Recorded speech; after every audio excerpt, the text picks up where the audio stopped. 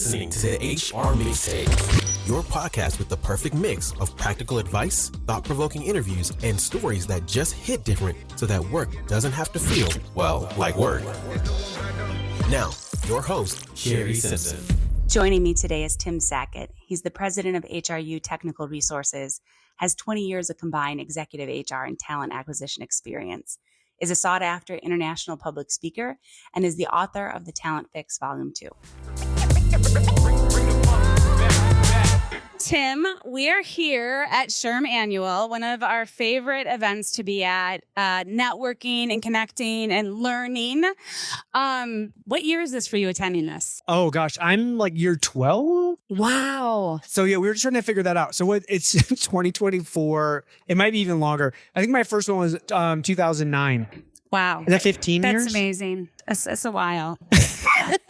I think my first was 2012. 2012? Yeah, I think 2012. You remember where? No. Okay. Off the top of my head. I know. It's too many. It's like 4 cities, right? It's Chicago, Vegas, New Orleans, maybe Orlando. It used to be, Once San Diego, Orlando. a little bit. Yep. Yeah. So we are sitting down today to talk about your book. It is called The Talent Fix Volume 2. What made you want to write Volume 2? SHRM, I did the first one 5 years ago. So SHRM goes, hey, we need to update this because it's still selling, but it's old.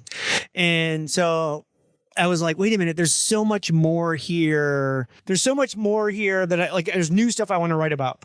I just don't want to update. There's a lot of updates that had to happen, but I had 40% new content. Wow. Because there's just so much more that's happened with AI and different things and stories. They let me get really aggressive. One of the titles is the white guy's guide to diversity recruiting. And I'm like, oh, I'm going to put it in there as a placeholder, but they're going to make me change. Yeah. And then they go, yeah, that's on you, brother. You just do whatever you want. I'm like, okay. I mean, but that's here we just go. being honest.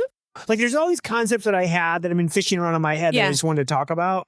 And they were just like, yeah, go do it. This is great. So how do you think talent has evolved then in the last 5 years compared to when you wrote it before? I mean, obviously you mentioned some things, but you had a passion to bring new content to it. What were you seeing? Because hiring, out of COVID, hiring was so crazy, right? Every company, all the money was there. The candidates got in control. They actually, before COVID hit, actually the candidates were kind of in control then too, but we forget about that. Yeah. So we started to see this evolution of what happens when it's a candidate-driven market versus employer-driven market and all the things that have to take place. And just knowing that there's an ebb and flow. The crazy part for me is as writing the book, we still are crappy to candidates.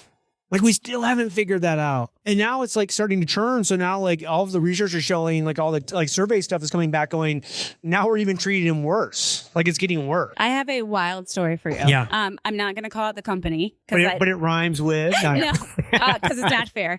It's an experience my son just went through as he has been coming out of the military and looking for a job. Yeah. So he started with this organization. He'd worked 2 days and then the owner let him go. And I was like, what is going on? How did you mess it up in 2 days? Something wrong, right. Mom. Right. And he's like, well, apparently they were interviewing 2 people that had this similar first name. There was some miscommunication on the back end. They hired the wrong person. No way. And no way. Yeah. And he told me this and I was like, wow. He's like, is there anything I can do? I was like, not really. And I wouldn't even recommend you do anything because something's not right there. But I was like, wow, what an amazing and also to do that to somebody that coming out of the military, right? Yeah. It's crazy. About 25% of the workers we hire in my company, and we hire about 500 people a year, are veterans. And people always go oh my gosh, how do you hire a quarter of your workforce as veterans? And literally by chance, I had a friend of mine, his brother was leaving the military, tanker, out of the army. Yeah. And he was working for a credit union or something as a teller. And he's like, I didn't think I went in the army. This sucks. And I go, I don't know if you'll like recruiting, but I can teach him how to recruit. It's good living. Yeah. And we do a lot of defense stuff. He came in and immediately he could talk the language of all these military guys and they immediately had credibility with them. And I was like, oh my God, somehow we hit on this magic thing. And every company that comes to me and says, how do you hire more veterans? I'm like, hire veterans to recruit them. It's not that hard. They're so good. It's amazing to me, and I don't want to go off too much on a tangent about the military, but it's amazing to me that there's all these amazing skills that our military learns: teamwork, leadership, conflict, resilience, all these things. And we're like, we don't really know where they would fit. It's like, what do you mean slap them anywhere? Literally, they will learn. They're fast learners. They want to contribute. But when we came into the workforce, if you think about 20 years ago, that was not the concept employers had of veterans. It was like, they're soldiers, they do what they're told, but you have to tell them to do something. That's not today's military. Like, it's totally different. It's changed, evolved. And I think a lot of employers understand that now, but you still have too many employers going, oh, we're going to hire, all these veterans and we're going to stick them in these crappy hourly jobs. And you're like, that's really, come on. Yeah. Like, I literally, like, when we hire for a bunch of defense clients, and we'll have people come in and they're like, oh yeah, I was whatever title. And then I'll ask my guy, like, what does that mean? Like, that means he had $1 billion budget and had like 1,500 people in his command. And some public traded manufacturing company wants him to come and supervise 15 people. Right. And they're like, I don't know if you can handle it. And you're like, oh my God, like, are you so dumb? Yeah. Yeah. What are some of the other misconceptions that you're seeing out there in the market? There's a lot of AI talk now, and you're going to hear that. Like, Sharon, we're going to hear that a lot. I think a lot of people believe, because the content cycle runs so fast now that we're already like going beyond. So we already think people know what AI is. They already think like that they get it all. And what I find is people are still really, really behind on even what it is. So there's a lot of fear mongering out there about it. It's going to take everybody's job, or it's going to turn you into a 10X person. And there's not and like, I look at people, like I have like heads of HR going like, hey, we need to get AI. Like, what AI should we buy? And you're just like, I mean, that's not how this works. That's not how it's going to impact you. But like, so there's so much more, like, we have to slow down and back up and educate around like, where is this getting an impact and how it could be. Like, I did a Sherm webcast and it got like 25,000 people today. Like, and it was literally ChatGPT 101. Yeah.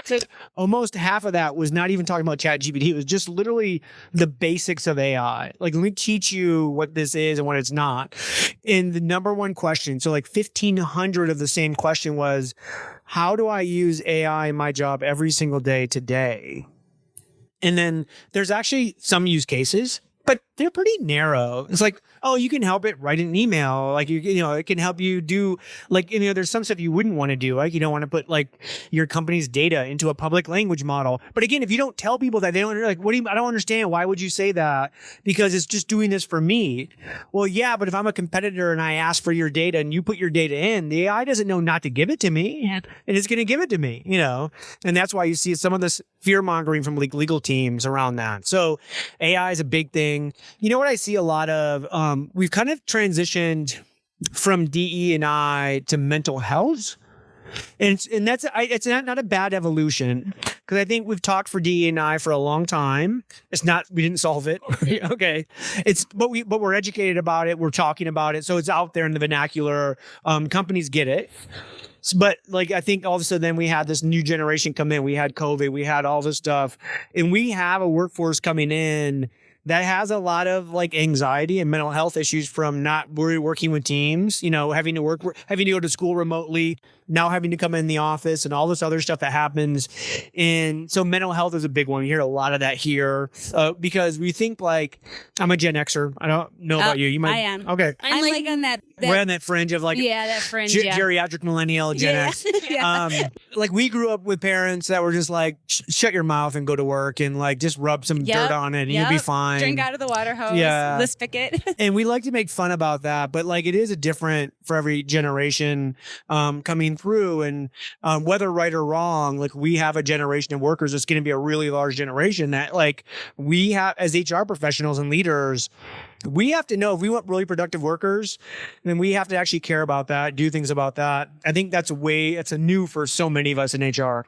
Have you seen organizations putting into their either their talent acquisition practices or their onboarding practices, this idea around business acumen isn't the right word for it. And it's not really business etiquette, because I don't think that the new generation should act like the old generation. But there's something there that is being lost in translation, that some of this younger generation is coming in and they're asking like wildly inappropriate questions, and not just questions to challenge, because I genuinely think that the younger generation asking the tough questions is amazing, and we need that in our organizations. But how have you seen that? You need it. I think you need it if it's productive. Yeah. But like so often it's unproductive because they've been able to go online and social media and say things out loud to the universe that either will get challenged or they won't get challenged, but like it doesn't necessarily end their life kind of thing or whatever. In organizational dynamics, it could end your career with that company, and that's just a reality. And someone, I'm going to lose my job over asking a question. You might, if it's the wrong question at the wrong time, that's not productive. It's not helpful to the situation. It's not going to help your clients. It's not going to help other employees. Why? Like, you have to have a little bit of a corporate filter that I think the younger generation still has to learn. But we all did. I mean, that's just time in life. Some of that. You're going to have some bumps, around that for sure. Back to like the business side too, like it's kind of that political savviness, right? We kind of maybe had too high of a filter on political savviness, and then it kind of went away completely. I always tell people it's weird, like in HR, because like we're considered a cost center, and then other things are like a business center, or a profit center. We all need to be business centers. We have to be like, who's the steward of our business? It's our employees, it's our clients, it's all these things, and we have that no matter if you're nonprofit or profit. And I think that's where I start to like take a look at HR, going, how do we teach our people like we're a business center? We are going to spend some money. There's some ways we can save some money. We actually might even make some money, but that's a reality that we have to think of. We can't just be going, we're a cost center and they're our client. I hate the client like relationship. The internal client stuff. Yeah. Internal client stuff, because what you're saying to them is you're more important than we are. Like, no, we're peers. Like, and I've never felt that way. I've never treated somebody like, you're my client, so I'll do whatever you say. I'm like, no, that's wrong. Yeah. And I think younger people, that's one of those issues, right? We come up with like, they're like, well, wait a minute, what they're doing is wrong. Shouldn't we say something? And you're like, man, maybe 2 decades ago we didn't. And then we just let this crap go, and now we should say something. Yeah. So I think that's definitely needed. I also think that there needs to be a little bit more education around business models. I've seen employees who work in publicly traded, stakeholder-owned organizations who have had different feeling cultures. And as their organizations have grown, they've had to transition, they've had to do more things for their stakeholders, all those kinds of things. But unless you kind of know the dynamic of how a business works, you're like, why do we care about our stakeholders? Why don't we just do what we want to do? And we've missed that opportunity, that education opportunity. The one thing that I haven't seen here, and I might over the next couple of days, but I haven't seen it in the titles. So you think about college graduates today. So 2024, 61% of college graduates are female, and that's increasing, right? So it's going to get bigger. And we go, oh my God, that's so cool, because we've been, again, D&I focused, gender focused for so long. By the way, that's also inequity, right? It's inequity to a male gender. And it turns out in history, when males are less educated and have a lot of time on their hands and they feel disenfranchised, more crime, bad things happen. Yeah, more crime. But that's not a problem for females. But what I'm starting to think is like, are we really discussing how our workforce dynamics are going to change? And again, some in a good way. I do think like we're going to see way, way, way more female leaders. We haven't seen that at the Fortune 500 executive level yet, but I can foresee a time in my lifetime where the majority of Fortune 500 leaders will be female. And how is that going to change work? How is that going to change measurement, accountability, all of those things? No one's talking about that here. It's almost like we're seeing this drastic change in demographic. And we're all just like, because it was a predominantly female conference. I'm shocked that no one's talking about this, going, hey, wait a minute. Are our organizations prepared for all these women leaders? And are we preparing the women to lead, right? Because you know what's going to happen. Like the market, like for the publicly traded companies, is going to come after them if they don't feel like you're like profit focused and all the other things. Because they always think the guys are that way, but the women aren't. Even though like the high level executive women I are, like they're exactly like the dudes. So there's no difference. But I'm shocked that we're talking about that. It's interesting that you brought that up because I was just telling my husband the other day. So he's a battalion chief in the fire service. And we were talking about the young generation coming into the fire service and how it's not being presented the way it was when he joined the fire service, right? When he joined, it was very, you're a hero and you're going to run into fires and all that kind of stuff.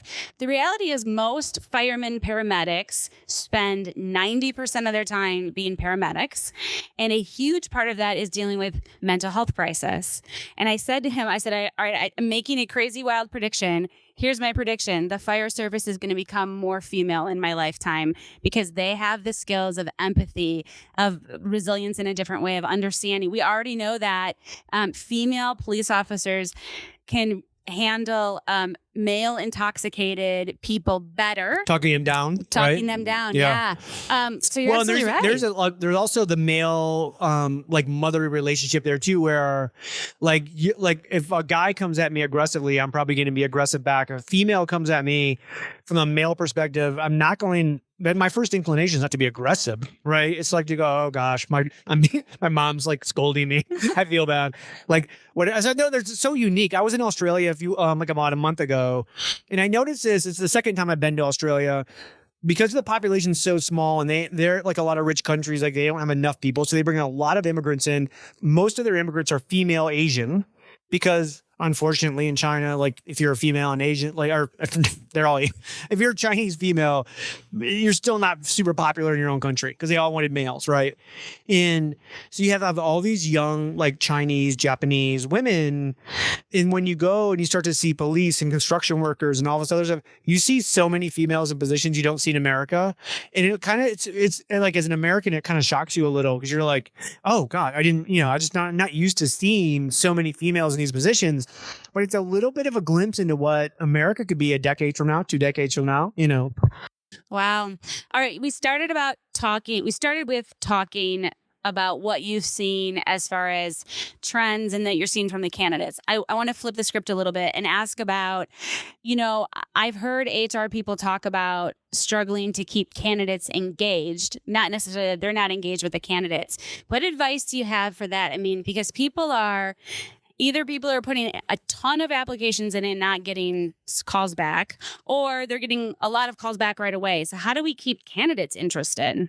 Yeah, again, it's one of the things I love potentially about AI, because especially in the natural language sense, is that you could actually have really great conversations with candidates, like updates, right? So when someone got moved to a status, instead of a crappy email, maybe it's actually a conversational text out to a candidate that says, hey, by the way, hiring manager just told us that they would like to interview you, right? I'm going to send you a link, so you can self-schedule yourself, blah, blah, blah, all those kinds of things.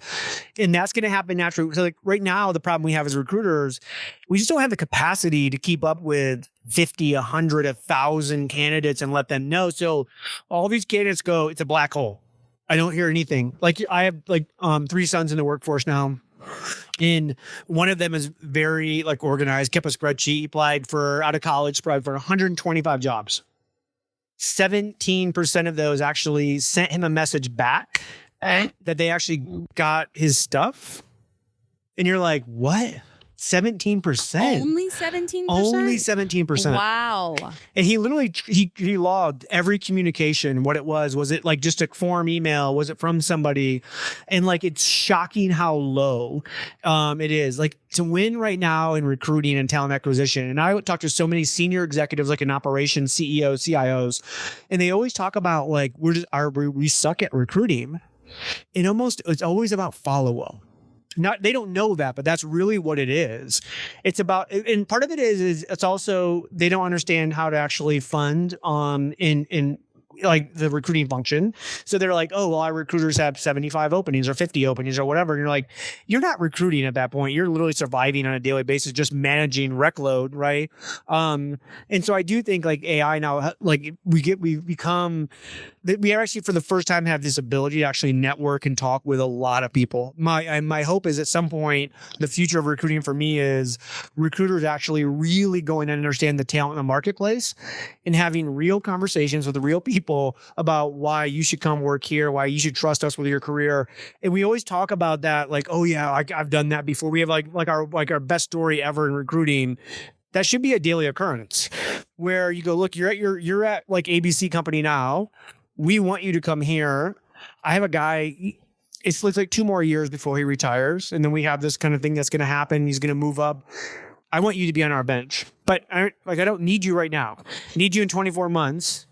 How do we make that happen? Like what conversations, how do we bring you in like, and you start like that kind of like flirting, dating process of saying like, eventually we're going to get married, but we're not going to get like right now. What we do is we're like, you apply and then you go, well, I want you to marry you. I'm like, you have to marry us right now. Right. And then like candidates are like, wait a minute, like what the hell's going on? Like, why? I don't want to be married. I was just kind of like, can we date for a couple days? Like, I don't know, Wow. And it's interesting to think about. So one of the reasons I came to Punlocity is I was a client and I fell in love. I fell in love with the company. I fell in love with the product team. That's really what we should be creating. These sticky brand ambassadors-ish that just get excited about working with us and the work that's going to be done. Yeah, and AI is not there now. It might be at some point. Like I've seen some beta stuff that's very, like interactive, and I think it can get to a point. But at the end of the day, if it allows us as humans to go and connect with other humans, because we automate ourselves so much that we lose all that connection, And I think when you see this at Sherm, what is it, 25,000 people here? It's insane. If you think live events are going to die, like you're way out of touch because we as humans, we want this. We want all these conversations that are happening around us. And as recruiters and talent acquisition people and HR people, we should be trying to figure out how can we leverage technology that we can have more face-to-face or, voice-to-voice, like real conversation. How do you see that changing remote work? I have a statistic in my head. I don't know where it came from, so I feel bad about saying it. But somebody was like, well, 86% of employees have gone back to work. And I was like, okay, maybe that's true if we think about hybrid, right? Like they're in the office at some point. That makes sense to me. But I think that fundamentally, there has been a shift. But I agree. So many people are craving that personal connection, maybe not necessarily in person. How do you see that changing? How has that affected recruiting, especially? So there's a lot of numbers. Like if we go back to pre-COVID, there was about 12-13% of the workforce that was remote. That got up to about 28% or so. Is now down to like that 16-17%. And the reality is, if we would have went pre-COVID and said like potentially how much could go remote, in reality, so those numbers came back around 16 or 17%, which is actually where we're at. I think we're having the wrong conversation around remote. As HR leaders, our conversation should be, how do I help you as an employee be the most productive you can be measurably? And that might be that you're remote. That might be that you're hybrid. That might be that you're in office. But it's my job to help you be the most productive employee you can be. Now, you might choose to opt out and say, hey, I don't want to be an in-office productive employee for you. Yeah. Because I had that happen, right? I had an employee, like everybody, like almost, we all went back and we had these great, like we measure everything. So we had all this data stream, had somebody that was failing remotely and he knew it. So we said, hey, how about we come back in the office? He's like, I love working remotely. I'm like, but you're not working. Right. Like, you're not. It's not working. Yeah.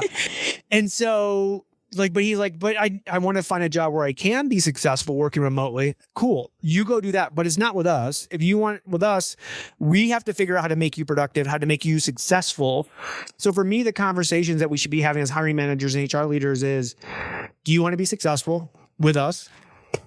Almost all your employees will say yes. Some will hesitantly say yes. Like, maybe not. They're like, okay, how about we get you off the bus? And if that's the case, understand, like, this is the conversation we're having. It's not remote versus office. It's you show me that you can be where you can be the most productive. And if that most productive is a remote, I have someone working for me now that was in office, was a great employee. She's a super employee remotely. And I would tell her all the time, I go, I will fire you if you try to come in the office. Like, you never come to the office. And she laughs because she's like, well, I want to come once in a while. I'm like, okay, once in a while, but I'm going to send you right back home because she's amazing remotely. Well, and you just described how we should be thinking about the word flexibility. Like, I think people get stuck on, like you said, like these boxes, you're hybrid, you're remote, you're this, you're that. It's like, how do we become more empathetic to people's situations? But you highlighted something very important.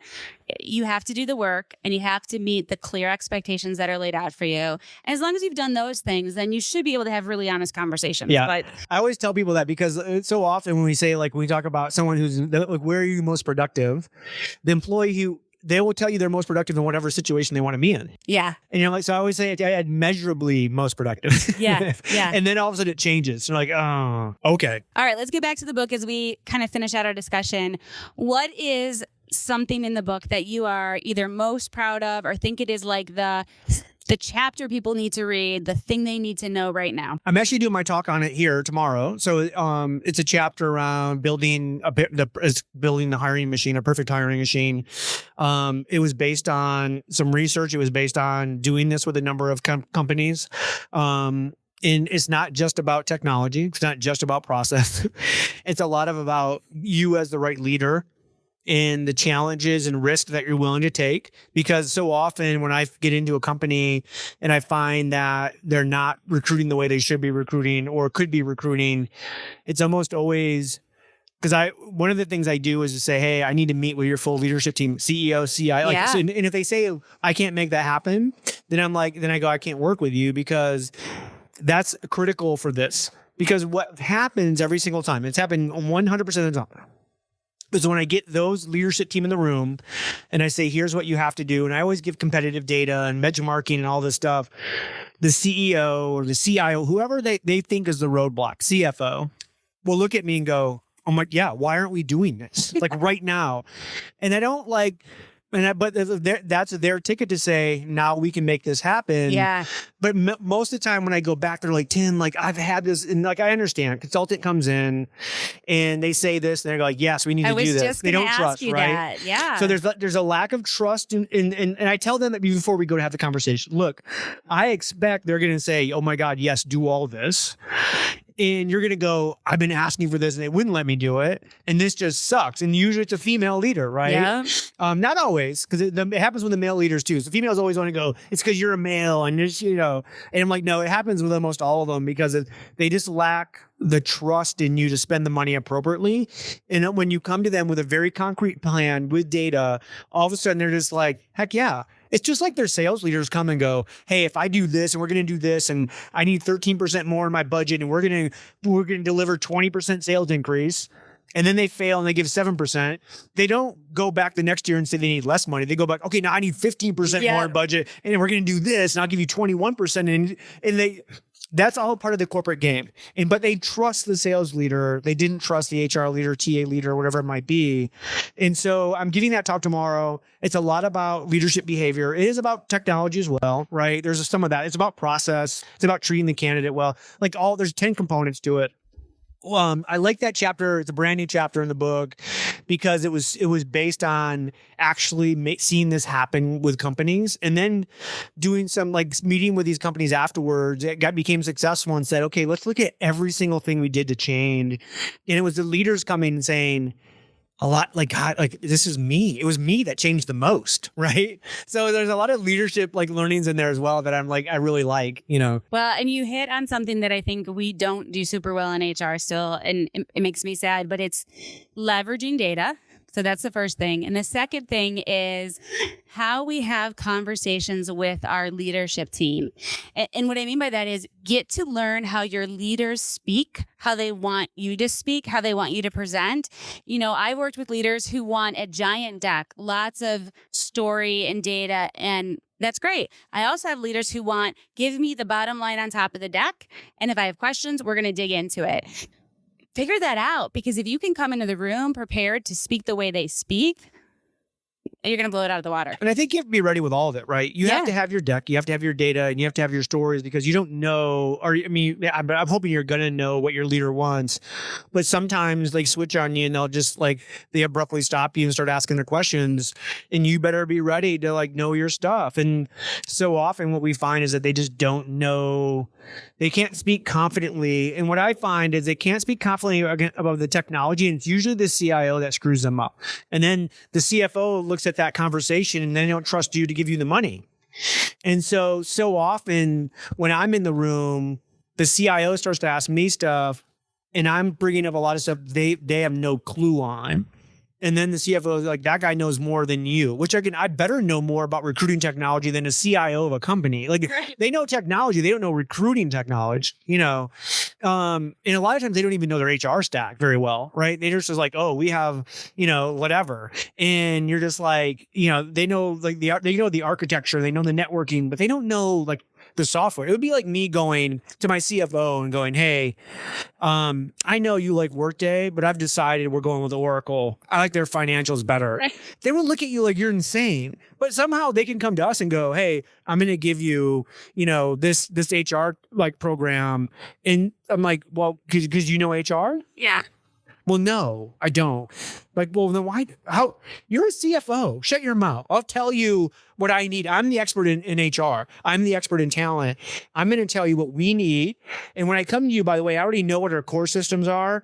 And I'm going to give you something that I know will work with those, right? Because I'm smart enough to understand that story. And that you can't tell me like, oh, like, it won't integrate. Like, shut up. But that point right there, though, is you are confident enough to say, hold on a minute.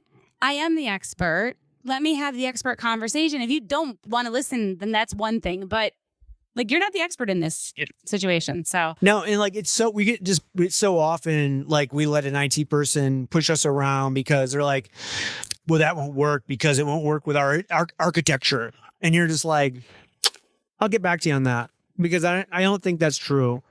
I actually think it will. And then you would be like, that usually works. That shuts them down. Because they look at it as more work, right? They don't want change. They're like, hey, we finally got this thing working. We just want to keep it the same way. And I say right now, like that, like a decade or 2 decades ago to change like a payroll system like Paylocity, like it was like heavy lifting. Like it was a nightmare. We just went to Paylocity. This isn't commercial Paylocity.